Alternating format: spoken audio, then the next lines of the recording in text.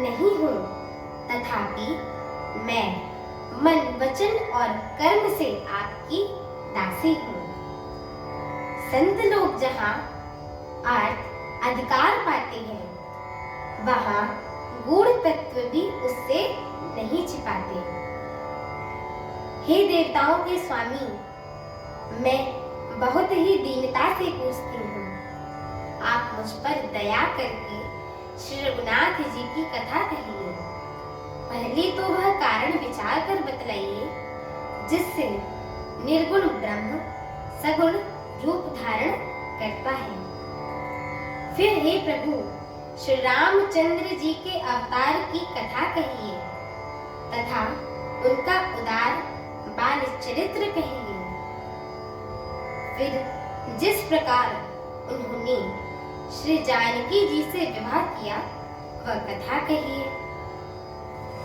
और फिर यह बतलाइए कि उन्होंने जो राज्य छोड़ा सो किस दोष से। हे नाथ, फिर उन्होंने वन में जाकर जो अपार चरित्र किए तथा जिस तरह से रावण को मारा वह कहिए। हे सुख स्वरूप शंकर, फिर आप उन सारी लीलाओं को कहिए जो उन्होंने सिंहासन पर बैठकर की थी।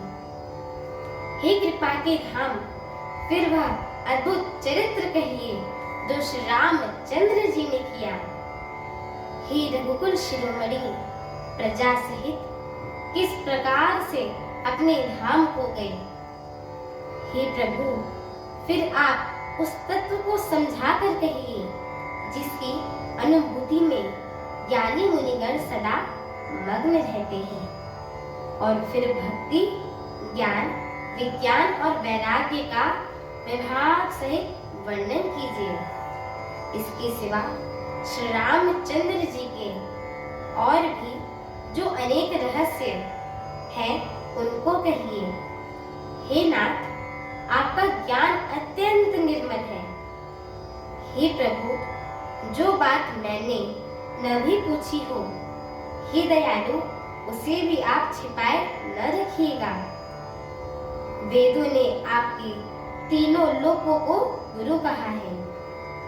दूसरे पामर जीव इस रहस्य को क्या जाने। पार्वती जी के सहज, सुंदर और छल रहित सन प्रश्न सुनकर शिव जी के मन को बहुत अच्छे लगे। श्री महादेव जी के हृदय में सारा रामचरितमानस आ गया। प्रेम के मारे उनका शरीर पुलकित हो गया और नेत्रों में जल भर आया। श्री रघुनाथ जी का स्वरूप जानकर उनके हृदय में आ गया, जिससे स्वयं परमानंद स्वरूप शिव जी ने भी अपार सुख पाया। शिव जी 2 घड़ी तक ध्यान के रस में डूबे रहे। फिर उन्होंने मन को बाहर खींचा और तब वे प्रसन्न होकर श्री रघुनाथ जी का चरित्र वर्णन करने लगे। मेरी आगे की कथा सुनने के लिए मेरे चैनल को लाइक, शेयर, सब्सक्राइब एवं कमेंट अवश्य करें। बोलिए सियावर रामचंद्र की जय हो। पवन सुत हनुमान की जय हो। माता जानकी की जय हो। जय श्री राम। जय श्री राम।